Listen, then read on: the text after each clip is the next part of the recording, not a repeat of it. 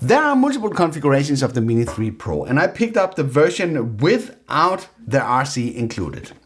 And the reason for that is that I have one or several of these laying around, and there's no reason to pay the extra money to get that if you already have the remote. That's the whole purpose behind the smart controller, that you will be able to use this controller for multiple devices. So this one is from one of the other drones that I have. Then next I will be firing up the drone.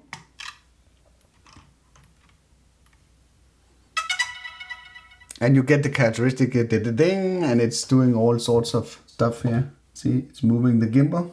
Maybe you can't see that. But it's doing all sorts of operations with the gimbal to make sure that it has free movement in all the directions that the camera can move.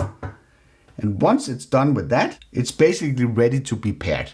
If you bought a system where you have the remote as part of the package, you would be able to skip this pairing step because it's already prepared inside the bag. In this case, where I already had the remote, I would need to go into the connection guide here, and then I would need to scroll to the drone that I would be using.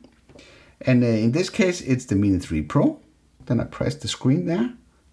Then it's searching for the aircraft. And we have already done the 3 steps by unfolding the front and rear aircraft arms, remove the gimbal protector, and we have powered on the drone. And then you say unable to connect to the aircraft, and then you get into this pairing screen.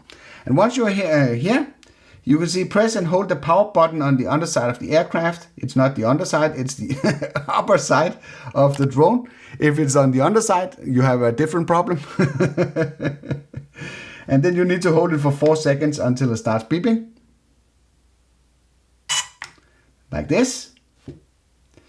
And then you basically press pair here. And then the pairing sequence starts. And they should be able to sort of find each other.